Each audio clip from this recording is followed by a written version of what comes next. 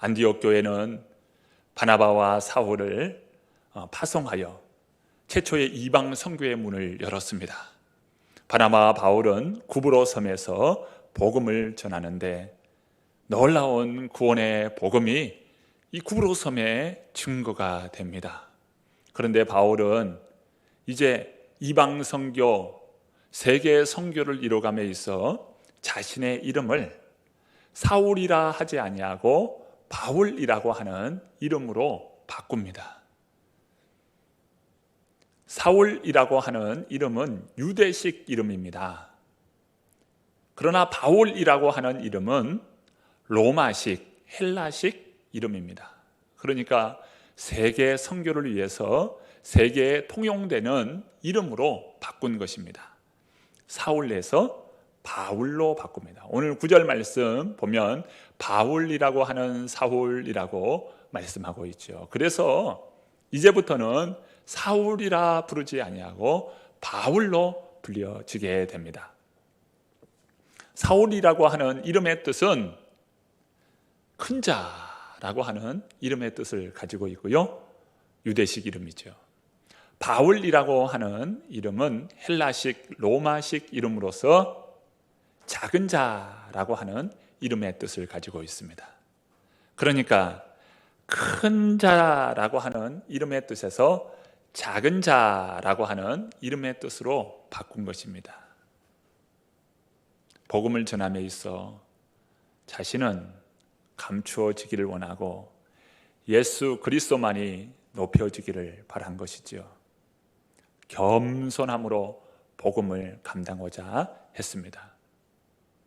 당시 바울이라고 하는 이름은 일반적으로 그냥 통용되는 흔한 이름이었던 것으로 보여집니다. 왜냐하면 오늘 본문에 보면 구브로 섬에 로마로부터 파송받은 총독의 이름이 서기오 바울입니다. 그러니까 바울이라고 하는 이름의 뜻은 이 작은 자인데 당시 통용되는 흔한 이름이었던 것으로 보여집니다. 자, 바울은 이름을 바꾸었어요. 그러면서 복음을 위해서 그는 겸손의 이름으로 바꾸었습니다. 유대식 이름에서 헬라식 이름으로 바꾸었습니다. 왜 그랬을까요? 이것은 복음 전도를 위해서 그런 것입니다. 사도 바울은 이 고린도전서 9장에 이 복음 전도자의 자세를 이야기하는데요. 특별히 고린도전서 9장 19절부터 23절의 말씀을 제가 한번 봉독합니다. 내가 모든 사람에게서 자유로우나 스스로 모든 사람에게 종이 된 것은 더 많은 사람을 얻고자 함이라. 유대인들에게 내가 유대인과 같이 된 것은 유대인들을 얻고자 함이요 율법 아래에 있는 자들에게는 내가 율법 아래에 있지 아니하나 율법 아래에 있는 자같이 된 것은 율법 아래에 있는 자들을 얻고자 함이요 율법 없는 자에게는 내가 하나님께는 율법 없는 자가 아니요 도리어 그리스도의 율법 아래에 있는 자이나 율법 없는 자와 같이 된 것은 율법 없는 자를 얻고자 함이라. 약한 자들에게 내가 약한 자와 같이 된 것은 약한 자들을 얻고자 함이요 내가 여러 사람에게 여러 모습이 된 것은 아무쪼록 몇 사람이라도 구원하고자 함이니 내가 복음을 위하여 모든 것을 행함은 복음에 참여하고자 함이라. 오늘 말씀을 보십시오. 당신은 자유자예요. 그런데 종으로 살아간 것은 그것은 몇 사람이라도 얻고자 함이라. 나는 율법에 매이지도 율법 아래에 있지도 아니하나 율법 아래에 머무는 것은 율법 아래에 있는 자들을 얻고자 합니다. 나는 약한 자가 아닌데 약한 자로 살아가는 것은 약한 자들을 몇이라도 얻고자 함이라. 22절 말씀 마지막 부분 보면 아무쪼록 몇 사람이라도 구원하고자 함이니. 그러면서 23절 보면 내가 복음을 위하여 모든 것을 행함은 복음에 참여하고자 함이라. 무엇입니까? 복음 전도자의 자세인 거예요. 바울은 철저히 복음 앞에서 자신을 부정하였습니다. 자기 부정을 한 거예요. 겸손함으로 자기 부정을 한 거예요. 복음 전도자는 자기 부정함 없이 복음을 감당할 수가 없습니다. 우리는 복음을 전하면 참 뜻밖의 그런 모습과 그런 말을 듣습니다. 상처가 되고 내가 무슨 구걸하는 사람인가, 뭔가 내가 아쉬운 사람인가, 내가 배우지를 못했나, 가진 것이 없나, 저런 모욕을 내가 들을 만한 그러한 사람인가, 그러면서 모욕하고 때로는 고난을 주는 그런 모습 앞에서 우리는 좌절해요. 실망해요. 그리고 괜히 마음이 기분 나빠요. 그런데 우리가 십자가의 예수님을 바라보아야 해요. 십자가의 예수님을 바라보면 철저히 그 앞에서는 자기 부정을 할 수밖에 없습니다. 예수님은 하늘 보좌 버리고 인간의 몸을 입고 죽기까지 우리를 사랑하심으로 우리를 구원하여 주셨어요. 그 십자가의 예수님을 바라볼 때 우리는 자기 부정을 할 수 있어요. 예수님처럼 철저히 자기 부정을 하신 분이 또 있을까요? 철저히 겸손하여 자기 부정을 합니다. 하늘 보좌 버리고 십자가에서 죽으시는 예수님, 철저한 자기 부정의 삶을 사셨던 것이죠. 빌립보서 2장 6절부터 8절의 말씀입니다. 그는 근본 하나님의 본체시나 하나님과 동등됨을 취할 것으로 여기지 아니하시고 오히려 자기를 비워 종의 형체를 가지사 사람들과 같이 되셨고 사람의 모양으로 나타나사 자기를 낮추시고 죽기까지 복종하셨으니 곧 십자가에 죽으심이라. 예수님은 철저히 자기 자신을 부정하고 겸손하셨어요. 예수님처럼 철저히 자기 부정과 겸손을 이루신 분이 어디 있습니까? 사실 우리의 겸손은요, 모양만 겸손이지 온전한 겸손은 될 수가 없습니다. 왜요? 천하에 죽을 수밖에 없는 죄인이고 죄인 중에 괴수라고 말했던 사울과 바울과 같이 오늘 우리가 그런 인생이 무슨 겸손함으로 낮아질 수 있겠어요? 죽을 죄인이. 그러나 예수님은 다른 것이죠. 하늘 보좌를 버리시고 친히 십자가에 죽으셨단 말이에요. 이게 겸손이래. 이게 겸손. 우리가 복음 전함에 있어 겸손하여 주의 복음을 감당하는 것, 이것은 사도 바울의 말처럼 아무쪼록 몇 사람이라도 구원하고자 하며 예수 그리스도의 생명의 복음, 그 복음에 참여하고자 함이라. 여러분, 복음에 동참하는 저와 여러분 되시기를 바랍니다. 구브로 선교는 성공적이었어요. 서기오 바울이라고 하는 구브로 섬의 총독인 그가 예수님을 믿고 주의 복음 앞에 놀랍게 여겼다고 말씀하고 있습니다. 7절 말씀에 보면은 하나님의 말씀을 듣고자 하였고요, 12절 말씀에 보면은 주의 가르치심에 놀랐다라고 말씀하고 있습니다. 사실 초대교회는 저들은 가난한 사람들이요, 세상을 어지럽히는 사람이라고 불려졌습니다. 그것이 바로 초대교회였어요. 그런데 어떠합니까? 로마의 고위 관리인 그러한 직책을 가진 사람이 예수님을 믿게 되었으니까 어때요? 이 초대교회 안에는 적지 않은 위로가 된 거예요. 로마의 고위 관리직인 서기오 바울이 예수님을 믿게 되었다. 여러분, 한 섬을 관리하고 한 섬을 다스리는 총독이 예수님을 믿게 되었다라고 하는 것은요, 이것은 그 섬 자체가 이제 복음화되었다라고 하는 그런 의미입니다. 군대에서 요즘은 그런가 모르겠습니다만은 대대장이나 사단장이 예수님을 믿잖아요. 그러면 줄줄이 다 교회 나오고, 또 교회에 나오는 그 사람들은 우리의 대대장이, 우리의 여단장이, 우리의 사단장이 우리 교회에 나온다, 그것만으로 프라이드가 있는 거예요. 신앙인으로서 프라이드가 있어요. 이 구브로 총독 서기오 바울이 예수님을 믿게 되었다. 이것은 그 지역 자체가 복음화되었다라고 하는 그러한 의미입니다. 놀라운 복음의 역사가 일어나게 된 것입니다. 자, 오늘 본문 8절 말씀을 우리 같이 한번 읽어봅니다. 함께 읽습니다. 이 마술사 엘루마는 이 이름을 번역하면 마술사라, 그들을 대적하여 총독으로 믿지 못하게 힘쓰니. 한 사람이 소개되고 있습니다. 이 사람은 마술사이고 또 엘루마, 거짓 선지자. 그런데 그 이름은 바예수라고 했습니다. 그리고 이 사람은 유대인인 거예요. 그러니까 한 사람이 소개되고 있는데 얼마나 많은 수식이 붙어 있는지 몰라요. 그만큼 유명한 사람이라는 겁니다. 그는 박수무당으로서 아주 유명한 사람이에요. 이름이 얼마나 화려해요?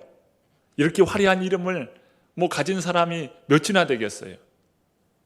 이 박수무당은 대단한 권력가였을 거예요.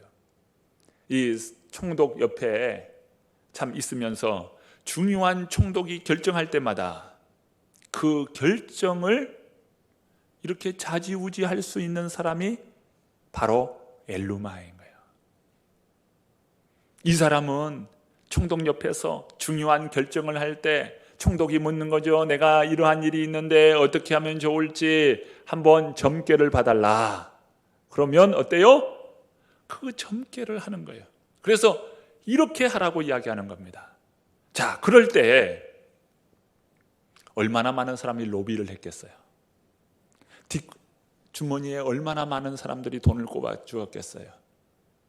한번 이런 결정을 총독이 물을 때 꼭 이렇게 결정을 하도록 준 총독을 설득해 주시라 하면서 뒤에서, 요즘 우리 성남시가 굉장히 시끄럽잖아요. 화천대유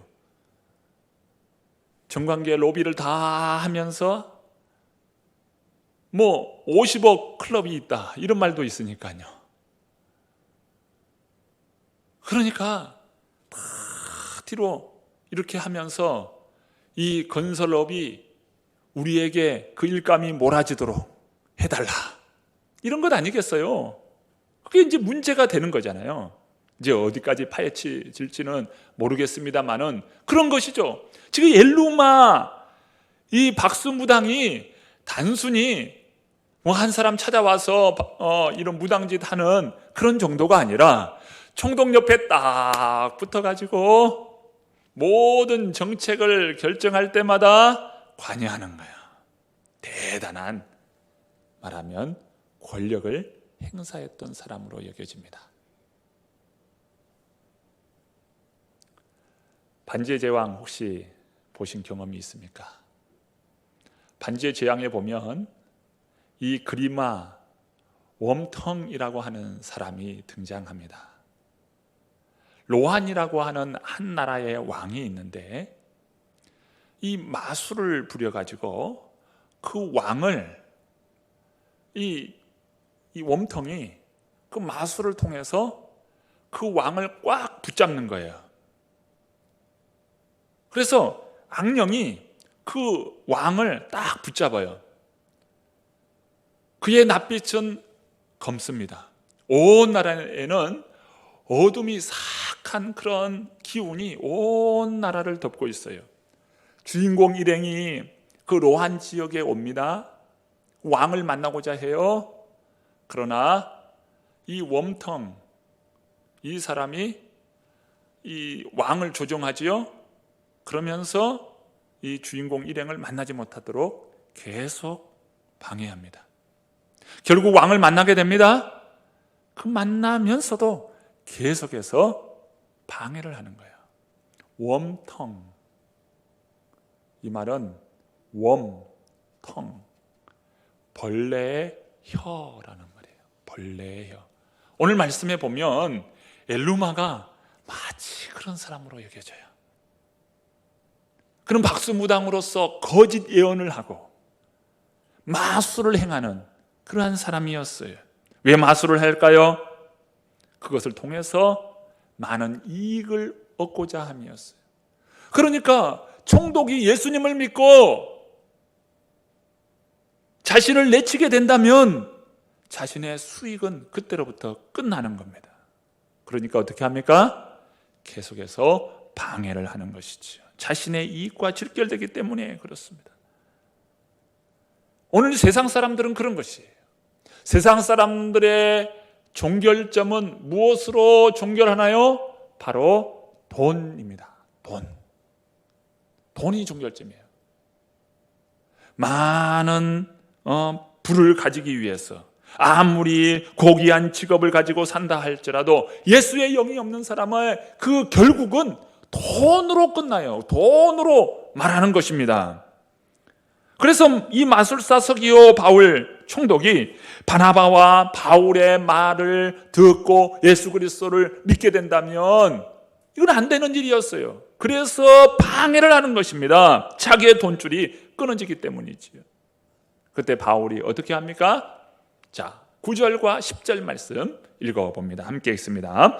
바울이라고 하는 사울이 성령이 충만하여 그를 주목하고 이르되 모든 거짓과 악행이 가득한 자요 마귀의 자식이요 모든 의의 원수여 주의 바른 길을 굽게 하기를 그치지 아니하겠느냐. 오늘 9절에 보면 이제 바울이라고 하는 사울, 이제 바울이라고 하는 이름으로 이후부터는 불리게 되는 순간입니다. 자, 그런데 이 바울이요, 사도행전이나 또는 바울의 여러 서신들을 통해서 보면 이렇게 화가 나면서 아주 저주를 선포하는 이러한 경우는 없습니다. 아주 강력하게 저주를 선포해요. 그러면 바울은 무엇 때문에 이렇게 저주를 선포할까요? 단순히 복음을 방해하는 그것으로 인해서 저주를 했을까요? 표면적으로는 그렇죠. 그러나 그보다 더한 바로 하나님 아버지의 마음이라고 저는 여겨집니다. 하나님의 아버지의 마음은 그 악령에 사로잡혀서 그런 일을 일삼고 그것으로 참 수익을 얻는 그러한 인생을 보면서 저의 악령에 사로잡힌 저 인생을 참된 하나님의 그 복음 앞에서 변화되기를 원하시는 하나님의 국률하심, 하나님이 불쌍히 여기시는 하나님의 사랑이 이 바울의 입을 통하여 선포하는 것이지요. 사탄아, 그 사람에게서 나오라. 마귀 짓을 그칠지어다. 더러운 귀신은 떠나고 그 사람에게서 나오라. 바울의 선언이고 바울의 선포인 것이죠. 그렇습니다. 한 사람 한 영혼, 그 영혼이 그만큼 중요합니다. 지금 이 거짓 예언을 하는 그 사람의 문제가 아니고 예수님 없는 그 사람의 문제가 아니라 더러운 영에 사로잡혀 있는 바로 이 어둠의 그 주관자인 더러운 영에 대한 문제인 것이죠. 바울은 그 실체를 정확하게 보면서 선포하는 것입니다. 바울은 성령의 보내심을 받았습니다. 그리고 성령으로 충만합니다. 지금 사역은 성령께서 이루시는 사역이에요. 성령께서 바울로 하여금 어둠의 권세에 눌린 한 영혼을 보게 하신 겁니다. 그 영혼을 참 구원하시기를 원하시는 하나님 아버지의 마음이 바울에게 부어진 것이죠. 그로 인하여 더러움에 사로잡혀 있는 그 영혼을 향하여 선포하는 것입니다. 하나님 아버지의 마음이 없다면 지나치면 그만일 것이에요. 그냥 지나치면 그만인 거예요. 그러나 하나님의 아버지의 마음이 부어지기에 그 영혼을 향하여 기도하고 악한 영혼에 사로잡혀 있는 그 영혼을 구원하는 은혜를 나타내 주신 것이지. 그 영혼이 악한 세력에 대하여 묶여있는 것에 대해 분노하면서 맹렬히 선포합니다. 그때 어떤 일이 벌어집니까? 11절과 12절 말씀입니다. 함께 읽습니다. 보라, 이제 주의 손이 내 위에 있으니 내가 명인이 되며 얼마 동안 해를 보지 못하리라 하니 즉시 안개와 어둠이 그를 덮어 인도할 사람을 두루 구하는지라. 이에 총독이 그렇게 된 것을 보고 믿으며 주의 가르치심을 놀랍게 여기니라. 우리는 일상의 생활을 하면서 참 감사를 누리고 평안함을 누립니까? 여러분, 감사와 평안함은 성령님께서 주시는 은혜이지요. 성령이 우리에게 은혜 주심으로 말미암아 감사와 평안을 누려요. 여러분, 세상은 죽겠다는 거예요. 죽겠다는 거예요. 힘들어서 죽고 이래서 죽고 저래서 죽고 세상은요 죽겠다는 거예요.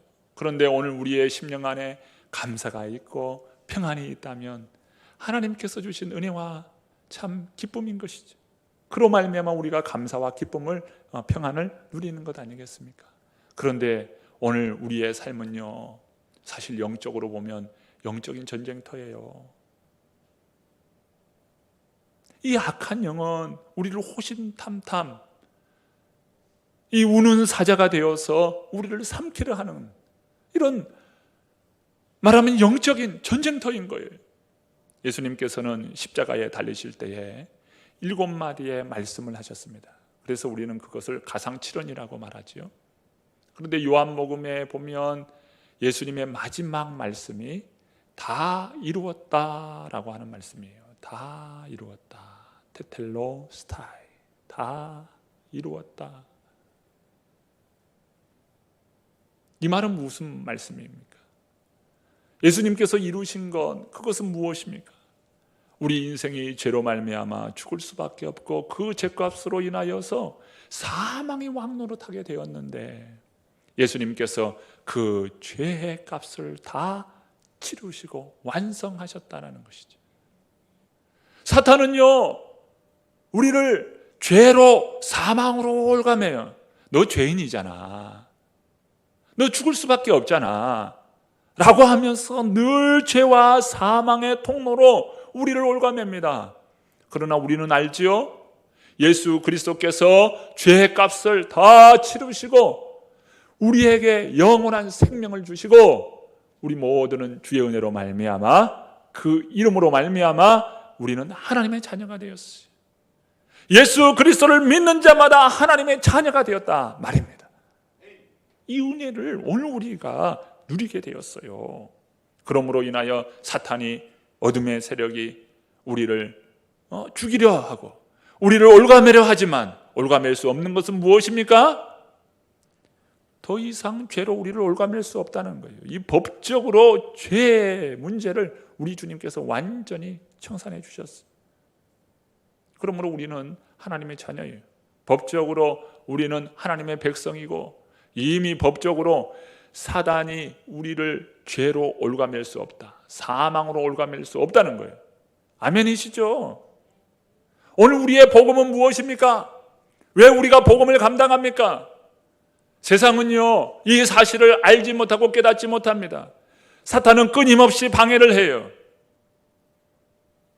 네가 뭔데 구원을 받고 네가 뭔데 하나님의 자녀가 되었다고 하느냐?